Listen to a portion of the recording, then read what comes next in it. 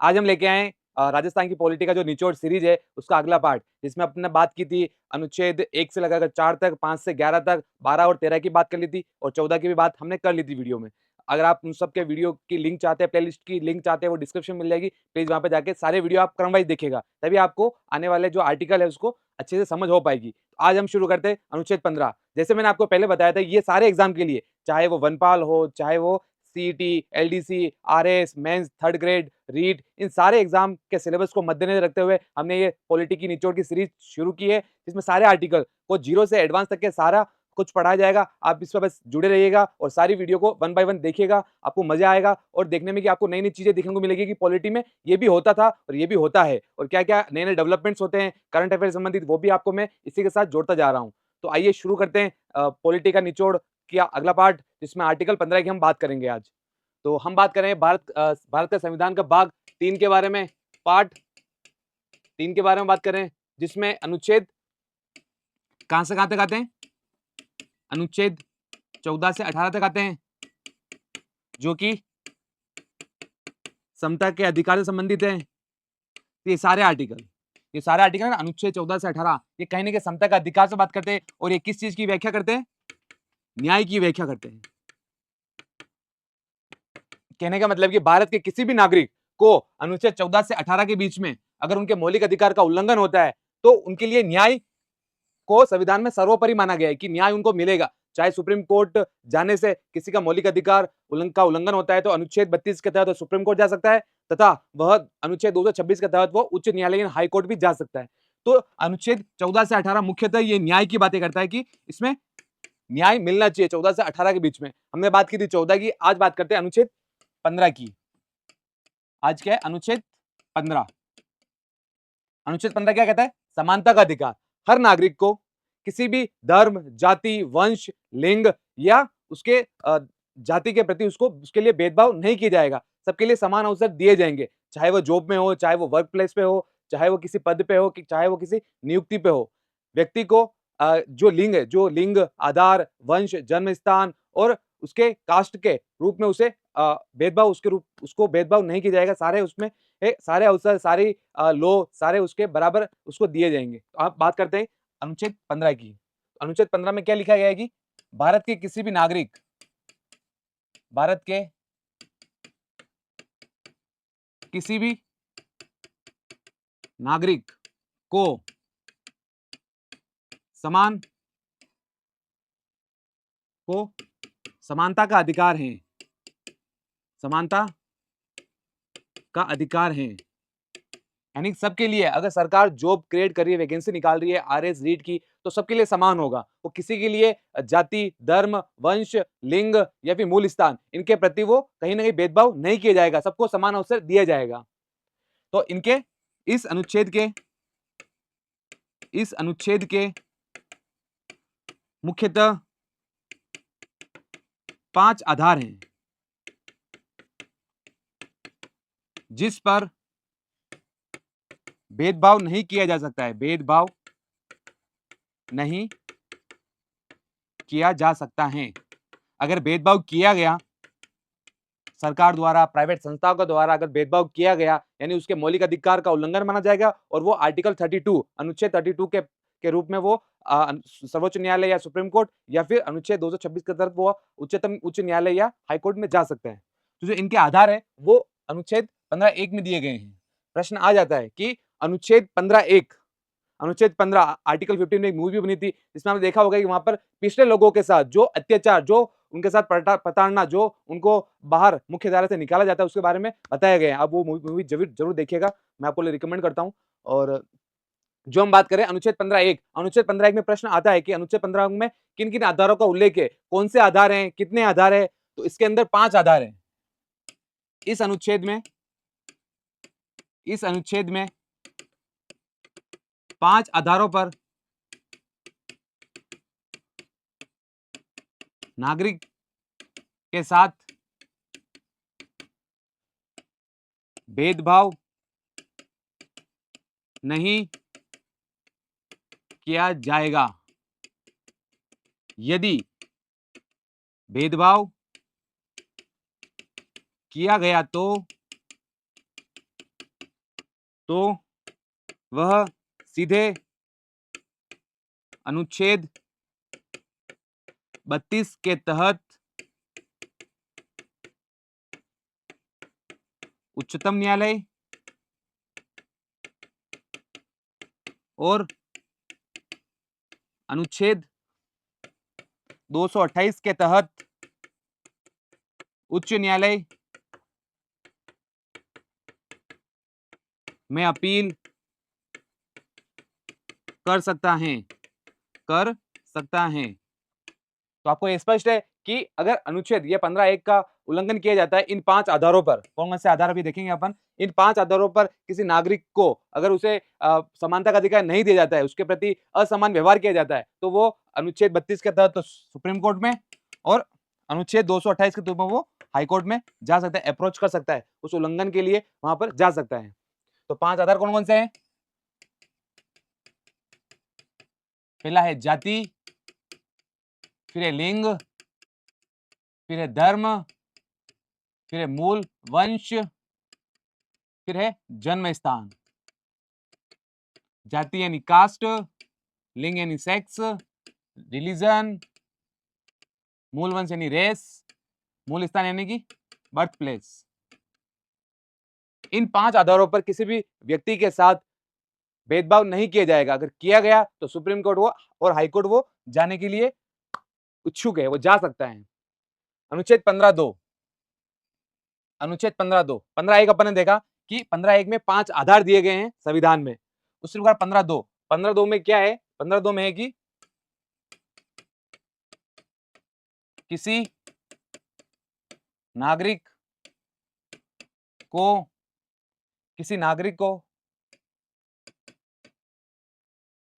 ऐसे लिखते हैं, भारत के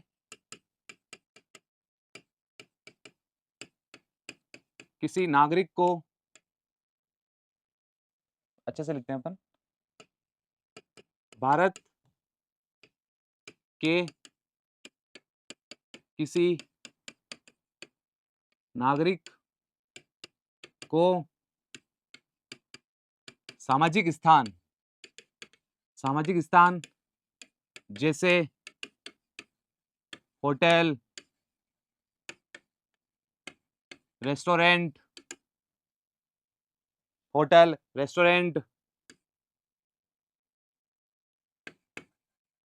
पब्लिक टॉयलेट आदि और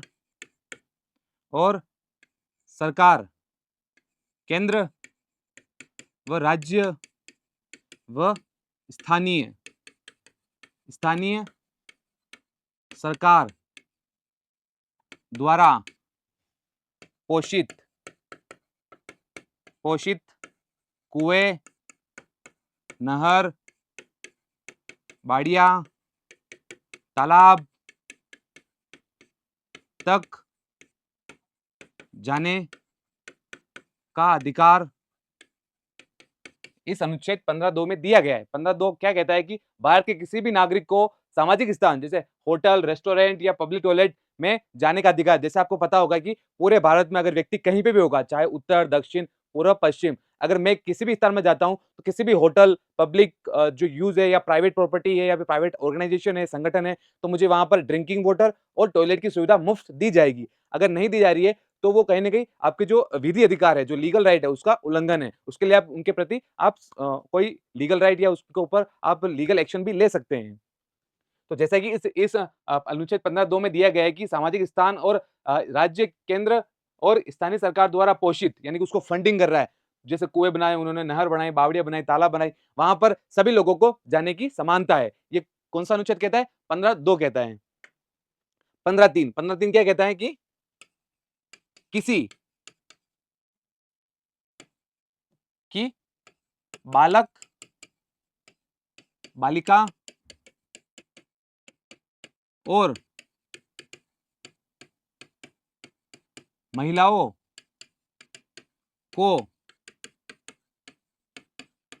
विशेष परिस्थिति में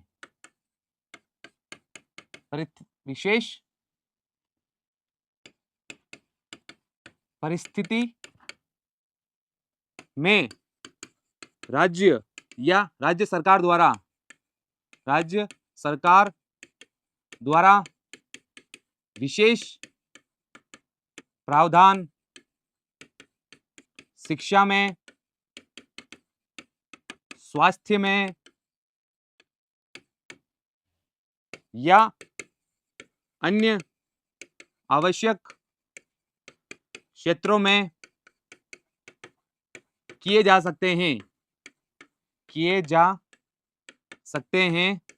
कहने का मतलब कि जो अनुच्छेद 15(3) में, इसमें बच्चों के साथ या महिलाओं के साथ जो पिछड़े वर्ग की है, जो कहीं ना कहीं मुख्य धारा में नहीं है, उनके साथ राज्य सरकार किसी विशेष प्रावधान के तहत, इसी के अनुच्छेद 15(3) के तहत शिक्षा में या स्वास्थ्य में या जरूरत के क्षेत्रों में वो कोई भी प्रावधान कर सकती है। जैसे RTE, आपने नाम सुना होगा, RTE 2005। ये क्या है? ये किसी बालक को, जो वंचित तबके बालक हैं, जो स्टूडेंट है, बालक बालिका है, उनको राइट टू एजुकेशन के लिए प्राइवेट संस्थानों में भी 25% तक उनको सीटों में आरक्षण, जो शैक्षणिक संस्थान है उनमें, प्राइवेट में भी राज्य सरकार ने या पूरे भारत में हर एक राज्य की सरकार ने 25% तक का कोटा फिक्स कर रखा है कि प्राइवेट स्कूलों में भी वंचित तबके जो बालक बालिका है उनके लिए आप एजुकेशन प्रोवाइड करा सकते हैं। किसके अंतर्गत? राइट टू एजुकेशन 2005 के अंतर्गत। यानी कि एक लीगल राइट है। जो भी संसद से जो एक्ट पास होते हैं, बिल पास होते हैं, वो कहीं ना कहीं संवैधानिक हो जाते हैं और वो लीगल राइट और कॉन्स्टिट्यूशनल राइट दोनों होते हैं। एक तो लीगल राइट और एक संवैधानिक अधिकार, दोनों कानूनी अधिकार और संवैधानिक अधिकार दोनों माने जाते हैं। तो ये RTA एक संवैधानिक या फिर एक कानूनी अधिकार दोनों है। ये है अनुच्छेद 15(3). और जो ये अनुच्छेद 15, कहीं ना कहीं आपको लगता नहीं है कि अनुच्छेद 15 एक तरफ तो कहता है कि सभी के साथ, सभी व्यक्ति, सभी कंपनी, सभी संगठन, सबके साथ समानता का व्यवहार करना चाहिए, और यहाँ पर राज्य ये बालक बालिकाओं को स्पेशल रूप से एडमिशन दे रही है, बल्कि वो प्राइवेट स्कूल में जाने योग्य नहीं है, उनके पास इतनी अप्रोच नहीं है, उनके पास इतना आय नहीं है कि वो प्राइवेट स्कूल में जा सके, फिर भी ये सरकार इनको मदद कर रही है। तो कहीं ना कहीं कॉन्ट्राडिक्टी देता है। तो इसीलिए 15(3) में कहा गया है कि इसी नेचर को, यानी कि बालक बालिका या महिलाओं को जो स्पेशल ट्रीटमेंट दिया जाता है राज्य सरकार के द्वारा, उसे कहते हैं पॉजिटिव डिस्क्रिमिनेशन, यानी कि सकारात्मक भेदभाव।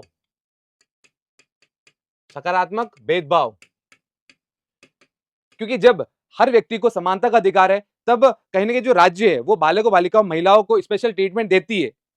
तो इसके तहत जब सुप्रीम कोर्ट में केस गया कि समानता का अधिकार, एक तरफ आप कह रहे हो समानता का अधिकार है और दूसरी तरफ आप बालक बालिका महिलाओं को स्पेशल ट्रीटमेंट दे रहे हो, तो सुप्रीम कोर्ट में गए और सुप्रीम कोर्ट के मुताबिक इसे पॉजिटिव डिस्क्रिमिनेशन कहा गया है, यानी कि सकारात्मक भेदभाव कहा गया है। इसमें बालक बालिकाओं के लिए तो RTE, जैसे महिलाओं के लिए एक्ट चलता है, मैटरनिटी बेनिफिट एक्ट 1961।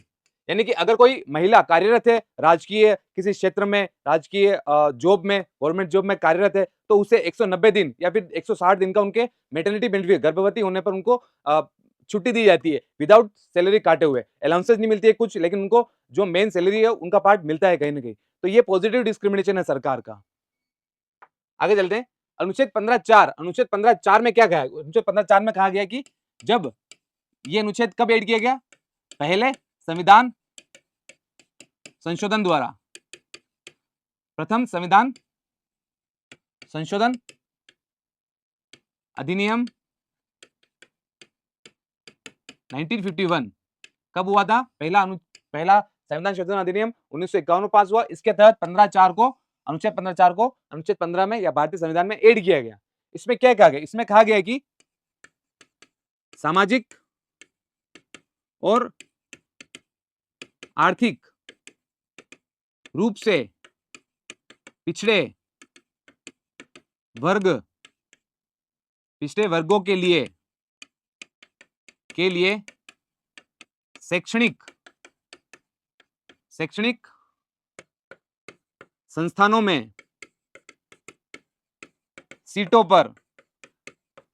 संस्थानों में सीटों पर आरक्षण किया गया है। तो जो अनुच्छेद 15(4) क्या कहता है? वो कहता है कि सामाजिक व आर्थिक रूप से पिछड़े वर्गों के लिए शैक्षणिक संस्थानों में सीटों पर आरक्षण किया गया है। हालांकि जो पिछड़े शब्द है, पिछड़े शब्द का संविधान में कोई उल्लेख नहीं है। आपको प्रश्न आ सकता है, ये इंटरव्यू में पूछते हैं कि पिछड़े वर्ग से आप क्या समझते हो, क्या मैं पिछड़ा हूं, क्या आप पिछड़े हैं, किन क्राइटेरिया, किन गाइडलाइन, किन रूल, किन रेगुलेशन से आप कह सकते हो कि कोई पिछड़ा है। तो हमारा उत्तर यही होगा कि पिछड़े वर्ग संविधान में पिछड़े वर्ग का उल्लेख नहीं है। और संविधान में जब गवर्नमेंट ने क्राइटेरिया की बात की कि पिछड़ा किसे कहा जाएगा, क्राइटेरिया की बात की कि कौन कौन से लोग पिछड़े होंगे, तो उन्होंने दो चीज कहा। पहला कहा सामाजिक एंड और शैक्षणिक रूप से, दूसरा कहा उन्होंने आर्थिक रूप से, यानी अगर कोई व्यक्ति सामाजिक रूप से पिछड़ा हुआ है, उसे मंदिर में, उसे सामाजिक प्रथाओं में, फेस्टिवल में, त्योहार में, सेलिब्रेशन में इंक्लूड नहीं किया जाता है, पिछड़ा है वो, तो उसे सामाजिक रूप से वो पिछड़ा माना जाएगा, उसे पिछड़े की कैटेगरी में माना जाएगा। उसी प्रकार आर्थिक रूप से उसकी आय इतनी नहीं है, उनके अभी भी उनके घर में परंपरागत कार्यों को बढ़ावा दिया जाता है, या फिर उनको पुराने काम किए जाते हैं जिससे उनको सैलरी कम होती है, यानी आर्थिक रूप से वो कमजोर है, तो वो भी पिछड़े की श्रेणी में माने जाएंगे। तो अनुच्छेद 15(4) में क्या कहा गया, ये कहा गया, इसमें 15(4) को प्रथम संविधान संशोधन अधिनियम 1951 तक जोड़ा गया, पहला। दूसरा, सामाजिक आर्थिक रूप से पिछड़े वर्गों के लिए शैक्षणिक संस्थानों में सीटों पर आरक्षण दिया गया है, दूसरा। तीसरा, पिछड़े को संविधान में डिफाइन नहीं किया गया, उसकी परिभाषा नहीं है, उसको गवर्नमेंट ने अलग से सामाजिक और शैक्षणिक रूप से या आर्थिक रूप से पिछड़े शब्द को डिफाइन किया गया है। अब बात करते हैं कि 15(5) में क्या है, अनुच्छेद 15(5) में क्या है। अनुच्छेद 15(5) कैसे जोड़ा गया, 93वां संविधान संशोधन अधिनियम 2005 के तहत अनुच्छेद 15(5) को जोड़ा गया। क्या कहा गया, इसमें कहा गया कि सामाजिक और आर्थिक रूप से पिछड़े, सामाजिक और आर्थिक रूप से पिछड़े वर्गों, मुख्यतः एससी, अनुसूचित जाति या एसटी, अनुसूचित जनजाति के लिए शैक्षणिक संस्थानों में सीटों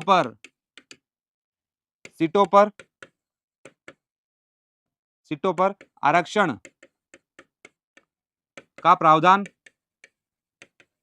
दिया गया है।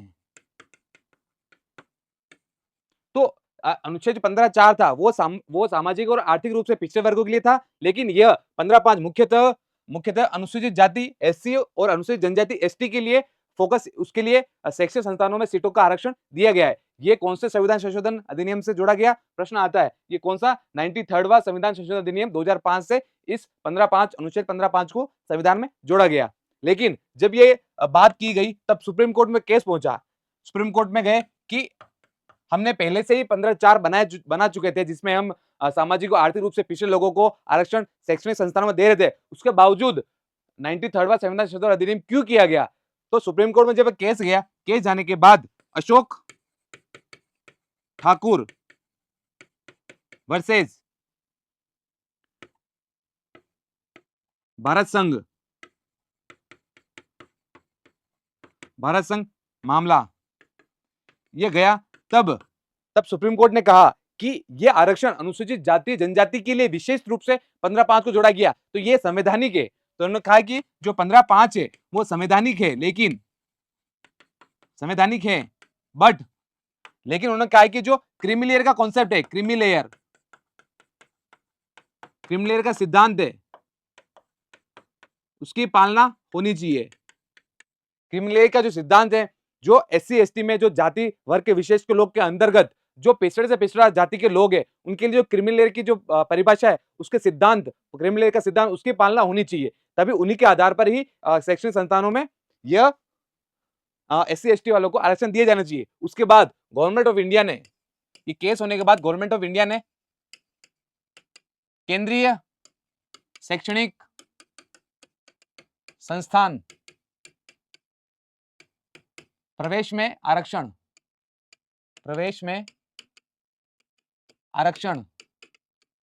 अधिनियम 2005 में पास किया गया, जिसके अंदर लिखा गया है कि आईआईटी, आईआईएम, एम्स या कोई भी इंजीनियरिंग का कॉलेज होगा, उसमें एससी एसटी के बच्चों को जो क्रिमिनल का सिद्धांत की पालना कर रहे हैं सुप्रीम कोर्ट के अनुसार, उनको आईआईटी, आईआईएम, एम्स और अन्य इंजीनियरिंग कॉलेज में एससी एसटी कैटेगरी जाति के आधार पर उन्हें सीटों पर आरक्षण दिया जाएगा। यह अनुच्छेद 15 में कहा गया है। आगे चलते हैं, अनुच्छेद 15(6) में क्या कहा गया? यह अनुच्छेद 103वां संविधान संशोधन अधिनियम 2019 में लाया गया मोदी सरकार के टेन्योर में। इसमें कहा गया कि जो ईडब्ल्यूएस कैटेगरी के लोग हैं, जो इकोनॉमिक वीकर सेक्शन यानी कि आर्थिक रूप से कमजोर वर्ग के लोग हैं, उनके लिए 10% का आरक्षण केंद्र सरकार ने इस संविधान संशोधन अधिनियम के तहत ईडब्ल्यूएस को दिया गया। तो 15(6) के अंदर क्या कहा गया? 15(6) कौन से संविधान संशोधन अधिनियम से ऐड किया गया? सबसे पहले तो ये 103वां संविधान संशोधन अधिनियम 2019 के द्वारा ऐड किया गया मोदी सरकार के द्वारा। और इसमें कहा गया है कि जो आर्थिक रूप से कमजोर वर्ग के लोग हैं, ईडब्ल्यूएस की कैटेगरी के लोग हैं, उनको 10% का आरक्षण दिया जाएगा। अब ये कैसे पता चलेगा कि उनको ये कैसे पता चलेगा कि कौन से लोग ईडब्ल्यूएस की कैटेगरी में आते हैं, कौन से लोग ईडब्ल्यूएस कैटेगरी में नहीं आते? इसके लिए सरकार ने 5 या 6 ऐसे नियम, ऐसे गाइडलाइन, ऐसे रूल बनाए गए कि अगर ये 6 नियमों के अंदर कोई व्यक्ति आता है तो उसे ईडब्ल्यूएस की कैटेगरी मान लिया जाएगा। सबसे पहला है कि यह 1000 फीट स्क्वायर के रूप में उसके पास आवासीय भूखंड ना होना चाहिए। 1000 से कम होगा तो वो ईडब्ल्यूएस कैटेगरी में होगा। अगला 100 गज के रूप के 100 गज या उससे अधिक तक उसके पास क्षेत्रफल तक उसका आवासीय भूखंड है तो वो ईडब्ल्यूएस कैटेगरी में नहीं आएगा। यानी कि 100 से कम अगर उसके पास आवासीय भूखंड की प्रॉपर्टी है, क्षेत्रफल का एरिया है, तो वो उसे ईडब्ल्यूएस कैटेगरी में माना जाएगा। फिर है 200 यार्ड, 200 यार्ड तक उसके पास अगर भूखंड है, 200 यार्ड से कम, 200 यार्ड से अधिक होगा तो ईडब्ल्यूएस कैटेगरी में नहीं आएगा, 200 यार्ड से कम होगा तो ईडब्ल्यूएस कैटेगरी में आएगा। फिर है 5 एकड़, अगर 5 एकड़ की जमीन उसके पास, 5 या उससे कम एकड़ की जमीन कृषि भूमि उसके पास है तो वो ईडब्ल्यूएस कैटेगरी में आएगा। अगर 5 या उससे अधिक एकड़ की कृषि भूमि उसके पास है तो ईडब्ल्यूएस कैटेगरी में वो नहीं आएगा।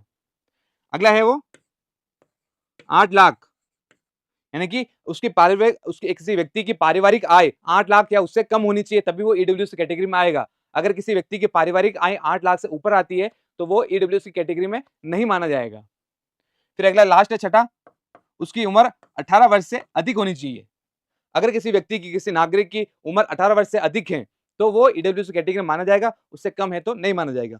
तो 6 ऐसे प्रावधान, 6 ऐसे गाइडलाइन रूल निकाले गए जिससे पता चलता है कि ईडब्ल्यूएस की कैटेगरी में कौन व्यक्ति आता है और कौन व्यक्ति नहीं आता है। सबसे पहला है कि उसके पास 1000 फीट स्क्वायर से कम की जमीन होनी चाहिए। दूसरा, 1000 गज से कम उसके पास आवासीय भूखंड होना चाहिए। फिर 200 यार्ड के अंदर 200 यार्ड के कम उसके पास भूखंड होना चाहिए। फिर 5 एकड़ से कम की उसके पास कृषि भूमि होनी चाहिए। फिर उसके घर की पारिवारिक आय उसकी 8 लाख से कम होनी चाहिए। फिर उसकी जो उम्र है वो 18 साल से अधिक होनी चाहिए। तो ये था ईडब्ल्यूएस की कैटेगरी में, ये था। तो आज के लिए ये सम अप करते हैं। ये जो अनुच्छेद है इसकी हम सीरीज चला रहे हैं, पॉलिटी का निचोड़। ये आपको डिटेल से डिटेल और कहीं आपको प्लेटफॉर्म नहीं मिलेगा, यही मिलेगा 0 से एडवांस तक का। इसमें आपको REET, CET, LDC, RS mains सब तक के सारे एग्जाम के सिलेबस को कवर करते हुए ये सीरीज प्लेलिस्ट तैयार की गई है। आप इसको 1 बाय 1 देखिएगा। हम सारे अनुच्छेद 1 से लगाकर 394 जितने अनुच्छेद हैं उन सबको डिटेल वाइज, बेसिक से बेसिक सारी चीजें हम इसमें कवर करेंगे। इसमें सारे एग्जाम, स्टेट में जितने भी एग्जाम होते हैं सारे एग्जाम को कवर किया जाएगा।